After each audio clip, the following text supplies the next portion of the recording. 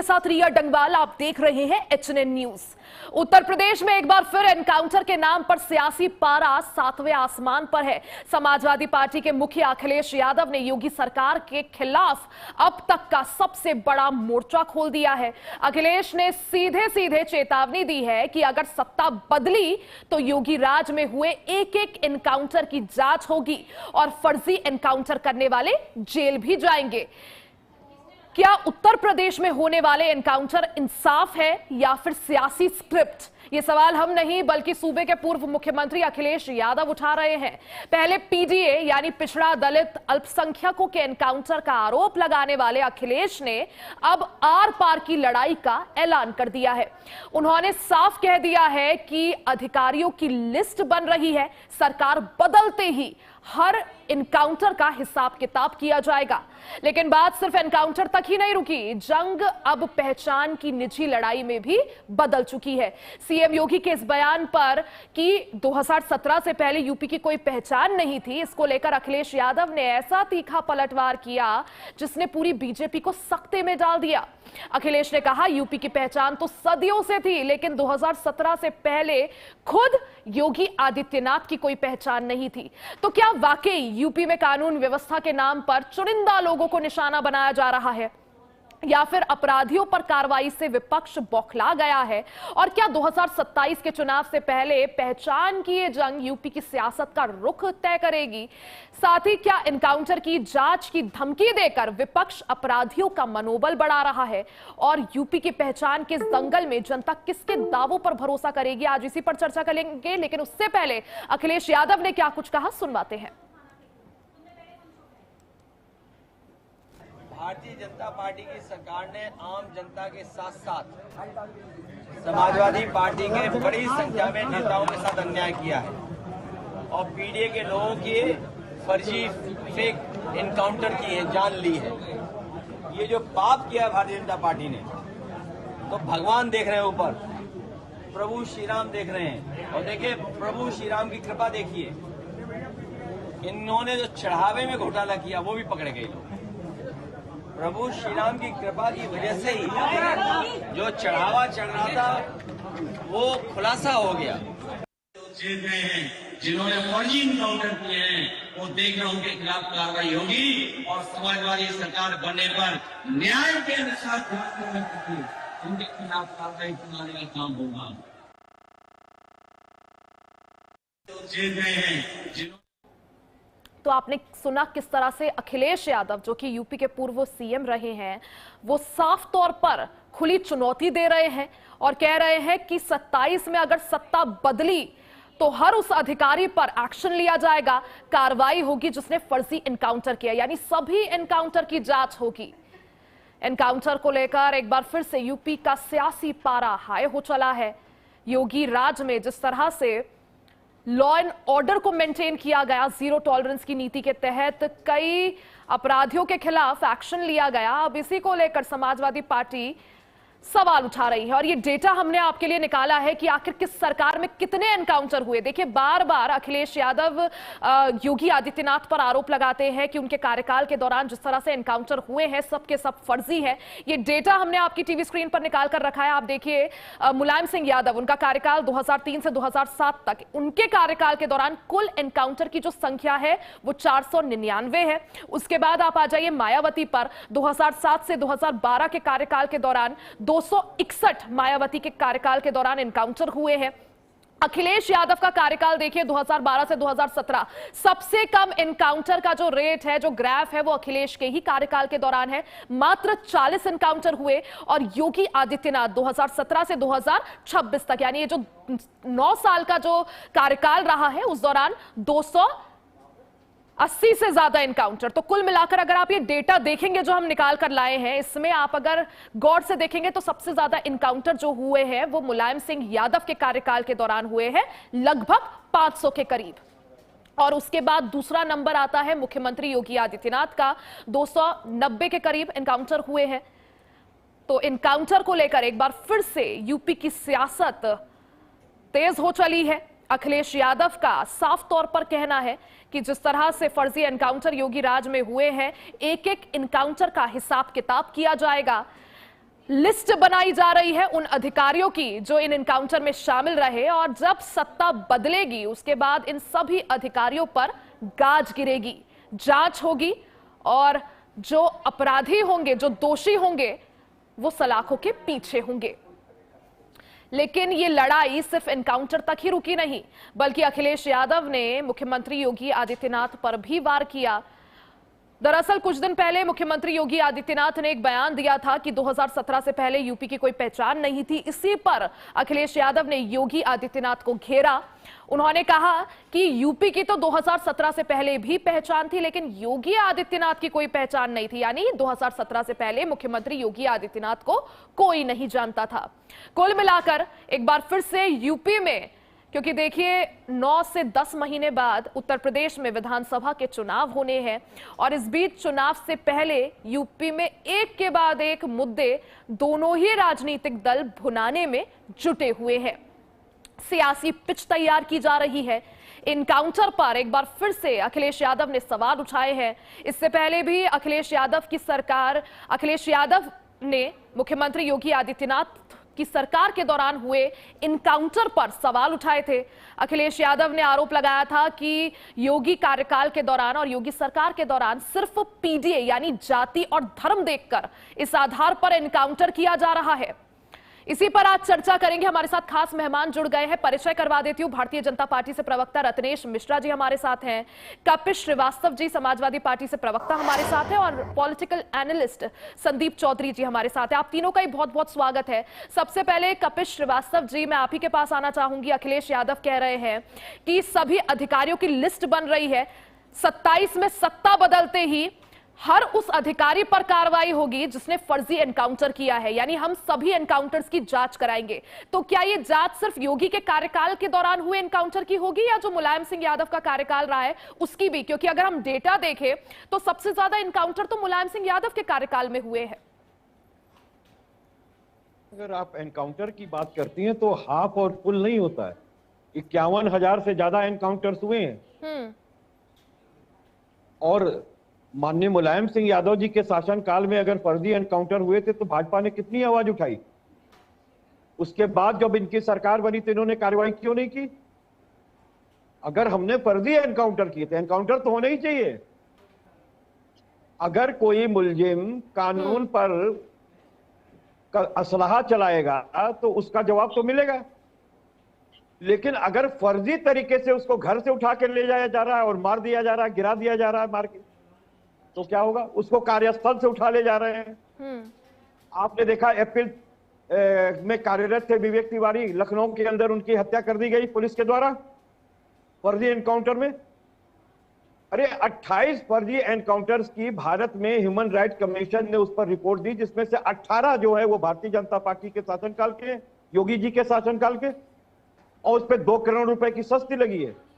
तो बात इस चीज की है कि अगर कोई चीज फर्जी मुठभेड़ हो रहा है तो इसमें बुराई क्या है? गैर कानूनी कार्य करेगी क्या कोई सरकार? सरकार जंगल राज खत्म करेगी कि सरकार स्वयं जंगल राज कायम करेगी? तो प्रश्न इस चीज का है। विधि की सत्ता स्थापित होनी चाहिए। और माननीय राष्ट्रीय अध्यक्ष जी ने यही कहा है कि जब हमारी सरकार बदलेगी तो हम सारे एनकाउंटर्स की जांच कराएंगे, और उसमें जो फर्जी एनकाउंटर्स होंगे उस फर्जी एनकाउंटर को करने वाले के खिलाफ FIR दर्ज होगा, वो जेल के सलाखों के पीछे जाएंगे। इसमें बुरी बात क्या है? ठीक है। रत्नेश मिश्रा जी भी हमारे साथ है, भारतीय जनता पार्टी से प्रवक्ता है। रत्नेश मिश्रा जी, यहाँ पर श्रीवास्तव जी का यही कहना है कि हमें एनकाउंटर से दिक्कत नहीं है, लेकिन जो फर्जी एनकाउंटर होते हैं हमें उनसे दिक्कत है। आप लोग धर्म के आधार पर, जाति के आधार पर अपराधियों का एनकाउंटर करते हैं। इस पर आपका क्या जवाब? क्या जातियों के आधार पर एनकाउंटर होता है, धर्म के आधार पर एनकाउंटर होता है? और सवाल यह भी कि अगर हाफ एनकाउंटर की लिस्ट देखें तो सबसे आगे तो मुख्यमंत्री योगी आदित्यनाथ ही है, 11,000 से ज्यादा हाफ एनकाउंटर।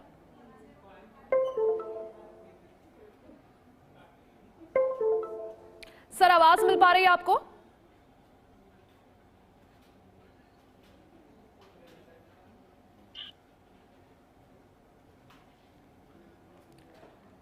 रत्नेश जी, आवाज मिल पा रही है आपको? ठीक है, शायद टेक्निकल कुछ दिक्कत है। एक बार फिर से रत्नेश जी से जुड़ने की कोशिश करेंगे, तब तक रुक करते हैं संदीप चौधरी जी का। संदीप चौधरी जी, अगर मुख्यमंत्री योगी आदित्यनाथ का योगी मॉडल यूपी में देखे, इसको आप किस तरह से देखते हैं, समझते हैं? समाजवादी पार्टी बार बार फर्जी एनकाउंटर का आरोप लगाती है। एक तरफ मुख्यमंत्री योगी आदित्यनाथ का वो सशक्त मॉडल जो वो जीरो टॉलरेंस का लेकर आए हैं, और दूसरी तरफ समाजवादी पार्टी की सरकार और समाजवादी पार्टी की तरफ से कहा जाता है कि ये जो मॉडल है कहीं ना कहीं मानव अधिकारों का हनन है। मेरी आवाज जा रही है आपको? रत्नेश जी, आपकी आवाज मिल पा रही है? अभी सवाल संदीप चौधरी जी के पास आ गई हूं मैं, फिर आपके पास आती हूँ, फिर आपसे जवाब लेते हैं। देखिए रिया जी, अलग अलग राजनीतिक दलों की अलग अलग समय पर सरकार रही, इनकाउंटर सभी में हुए, किसी में कम हुए, किसी में ज्यादा हुए, लेकिन एक ऐसा व्यक्ति है जिसके शासनकाल में काफी इनकाउंटर हुए, और उसमें कमाल की बात यह है ऊपर से कि जो उनके विपक्ष की सरकार है, जैसे मुलायम सिंह जी के समय में इनकाउंटर हुए, बहुत गुंडे पैदा हो गए थे, क्राइम काफी बढ़ा हुआ था, तो इनकाउंटर भी ज्यादा हुए, लेकिन उसकी सटीकता देखिए, उसकी सच्चाई और ईमानदारी देखिए कि जब बीजेपी की सरकार आई, इसी बीजेपी की मोदी सरकार ने उन्हीं मुलायम सिंह जी को, आपको पता है क्या सम्मान दिया, क्या इनाम मिला? उन्हें भारत रत्न दिया गया कि आपने इतनी ईमानदारी से प्रदेश को आगे बढ़ाया, इतना बड़ा काम किया जो हिस्ट्री बन गई। मतलब भारत रत्न देने का मतलब ये समझिए देश के चुनिंदा लोगों में उस व्यक्ति को रखा जाता है कि भाई आप जैसा ना हुआ ना होगा, आप जैसा होना मुश्किल है। तो ये कितनी बड़ी चीज है। तो हम उम्मीद करते हैं कि आगे जिस तरीके की चीजें हो रही हैं, ऐसा ना हो कि इनकाउंटर के मामले में कोई मुख्यमंत्री या कोई अधिकारी, पता चले जैसे भ्रष्टाचार के मामले में आरोप लगे, अरविंद केजरीवाल भ्रष्टाचार के मामले में जेल गए, हालांकि वो झूठे फंसा दिए, संजय सिंह उसके मामले में भ्रष्टाचार के जेल गए, हालांकि वो झूठे फंसा दिए, सिसोदिया जी जेल गए, हालांकि वो झूठे फंसा दिए, सोनम वांगचुक जेल में रहे एनएसए में, हालांकि वो झूठे फंसा दिए। तो झूठे ना हो, चीजें सच हो, और बंदा अगर गलत करता है तो गलत की सजा मिलनी चाहिए, यानी पारदर्शिता होनी चाहिए। रत्नेश मिश्रा जी, सर सवाल इससे पहले मेरा आपसे ही था कि जिस तरह से श्रीवास्तव जी भी कह रहे हैं कि समाजवादी पार्टी को इनकाउंटर से दिक्कत नहीं है, दोषियों पर कार्रवाई होनी चाहिए, सजा भी मिलनी चाहिए, लेकिन आप जज क्यों बन जाते हैं? योगी सरकार जज क्यों बन जाती है? इंस्टेंट जस्टिस क्यों? क्या न्यायपालिका पर या फिर अदालतों पर भरोसा नहीं, कानून पर भरोसा नहीं? और सवाल यह भी कि जो फर्जी एनकाउंटर की बात बार बार अखिलेश यादव करते हैं, क्या सिर्फ धर्म और जाति के आधार पर एनकाउंटर होता है कि पीडीए के लोग हैं तो पहले इनका एनकाउंटर किया जाए? इस पर आपका जवाब। देखिए एंकर महोदया, मैंने बड़ी शांति से दोनों लोगों को सुना है, तो ये आप निर्धारित करिएगा कि जब मैं बोलूं तो बीच में कोई कूदे ना, ठीक है, कोई वो बंदर वाली उछल कूद ना हो। मैंने दोनों पैनलिस्टों को मैंने बड़ी शांति से सुना है। मैंने एक बार भी नहीं बोला, जिनके मन में जो आया वो बोला है, मेरे मन में भी जो उत्तर आएगा वो मैं दूंगा, तो प्लीज बीच में इंटरप्शन ना हो, क्योंकि मैंने शांति से सुना है, तो आशा करूंगा कि शांति से सुनेंगे, क्योंकि बाकी तो सब जानते हैं कि सपा उछल कूद करती ही रहती है। सबसे पहले आपको और सभी साथी पैनलिस्टों को और देश की जनता को मेरी तरफ से जय श्री राम। देखिए, अखिलेश यादव जी का अपराधियों के प्रति प्रेम जो है वो जग जाहिर है। आज इनकाउंटर पर आवाज उठाने वाले अखिलेश जी ने एक बार भी नहीं कहा कि जो अपराधियों से पीड़ित लोग हैं उनकी सरकार बनने पर उनके साथ न्याय किया जाएगा और उनकी प्रतिष्ठा और गरिमा को पुनर्स्थापित करने का काम किया जाएगा। एक बार भी नहीं बोला। जितनी जनता पीड़ित है उसके लिए एक शब्द नहीं बोला, अल्लाह तौबा राम राम नहीं बोलेंगे, लेकिन अपराधियों के इनकाउंटर पे तुरंत दर्द हो गया। एक बार भी नहीं कहा कि जितने अपराधी गुंडे योगी जी की सरकार में बच जाएंगे उनकी सरकार में चुन चुन कर उनका सफाया किया जाएगा, एक बार भी नहीं बोला गया। और अभी कह रहे थे कि दलित और पिछड़ों को केवल किया जा रहा है, तो मैंने भी, आपने एक डेटा दिया तो उसको भी मैंने भी एनालिसिस किया और उस डेटा पे मैंने रिसर्च कर डाली, तो मैंने ये पाया कि 499 जो इनकाउंटर मुलायम सिंह जी की सरकार में हुए, उसमें 126 ब्राह्मण थे, 90 ठाकुर थे, 97 अन्य पिछड़ी जातियां थी और मुस्लिम केवल 3 थे। अब सोचिए, ब्राह्मणों को चुन चुन कर मारा गया, क्षत्रियों को चुन चुन कर मारा गया, अन्य पिछड़ी जातियों को चुन चुन कर मारा गया, लेकिन भाईजान के केवल 3 इनकाउंटर हुए। जबकि उनकी सरकार में माफिया कौन था? अतीक अहमद, अफजान अंसारी, मुख्तार अंसारी, फलाना खान, ठिकाना खान, हमारा खान। आ रही हूँ श्रीवास्तव जी, पहले पूरा कर लेने दीजिए मिश्रा जी को, फिर आ रही हूँ आपके पास। सुन लीजिए, मैं होता है, दर्द होता है, मुझे पता है, केवल डाटा मांग लीजिए, क्या दिखा दें तो नहीं, नहीं, अरे भाई मैं आपके बीच में नहीं बोला था, शुरू हो गई बंदरों वाली उछल कूद। जरा सा डेटा क्या दिया, तुरंत उछल कूद करने लगे। शांत हो जाओ। इधर उधर अरे इस बोले, गाली से- मौके इस पे गाली बोली से नहीं उस रहे गाली हो आप। भागोगे, कुछ आप नहीं खाली होगा। ये इस गाली से उस गाली अखिलेश यादव का भी दूंगा। अभी आपके अखिलेश डाटा का यादव का भी सोर्स दूंगा। क्या है? चाहे जितना ये बिल आपके डाटा मिलाओगे, का चाहे सोर्स जितना बताइए, बिल मिलाओगे, ये चाहे डाटा जितना दिखाइए, चिल्लाओगे, ये बताइए अखिलेश यादव का भी दूंगा। क्या है आप? ये डाटा का आटा आप अपने घर में साथ में लाते हैं क्या? अरे भाई बिदक गई, घोड़ी बिदक गई, लग गई चोट, लग गई चोट। मैंने सही जगह तीर मार दिया। एविडेंस दो, झूठ मत मैंने बोलो। सही जगह भारतीय तीर जनता मार दिया। पार्टी के लोग मैंने सही जगह तीर मार दिया। मैं तो पूछ रहा हूँ कि अगर डाटा का आंकड़ा मुझे हो कोई तो दिखाओ, दिक्कत नहीं फालतू का है। राशन मेरा मत खिलाओ। तीर सही जगह लग गया। कपिश श्रीवास्तव जी, कपिश जी, सर चलिए वो तो डेटा दे रहे हैं, मिश्रा जी डेटा लेकर आए हैं, आपके पास कोई डेटा है? क्योंकि क्या अपराधियों को धर्म या जाति के आधार पर बांटना सही है सर? अपराधी तो अपराधी है। आप सुनिए। अभी तो मैंने मुलायम सिंह जी का डेटा दिया तो मेरा तीर लग गया। अरे रत्नेश भाई हमसे पूछ रहे हैं, आपका नाम रत्नेश भाई, आपका नाम नहीं लिया उन्होंने। अरे भाई सब जानते हैं, जो भी इस शो को देख रहा है उसने देखा कि रत्नेश मिश्रा ने अरे वो आपसे नहीं पूछ रही हैं। रत्नेश मिश्रा ने सीधा सा एक सवाल किया, कपिल श्रीवास्तव कूद पड़े, तुरंत सवाल कर रही हैं, आपसे नहीं कर रही हैं। भाई सच्चाई है, सच्चाई बताऊंगा। आपसे नहीं कह रही हैं प्रश्न, हमसे प्रश्न है। आप सुन नहीं पा रहे, आप में सुनने की क्षमता नहीं है। आपने इतना बोला क्या मैंने आपको एक बार भी बीच में टोका? भाई हम नहीं टोकते क्योंकि हमें पता है हमारे पास उसका जवाब है, हम जवाब देंगे। लेकिन आपके पास जवाब है नहीं तो आपको जैसे बंदर इस डाल से उस डाल कूदने लगता है, वैसे आप कूदना स्टार्ट कर देते हैं। ये जो शाखा वाले पंचे मत दीजिए। अरे भाई आपके पास क्या एविडेंस है?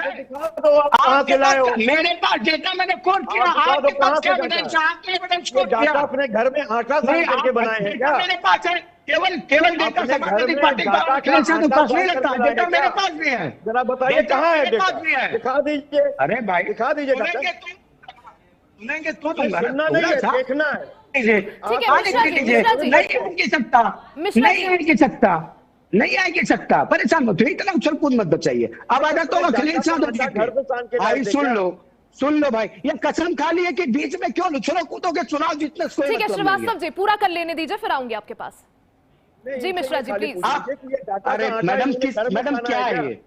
मैडम मैंने आपसे शुरू में ही कहा था कि जब इन दोनों लोगों ने बोला मैंने एक बार भी नहीं टोका। और हमको सत्ता उत्तर प्रदेश की जनता और देश की जनता इसीलिए देती है क्योंकि हम शांति सुनते हैं, हम शांति से सुनते हैं।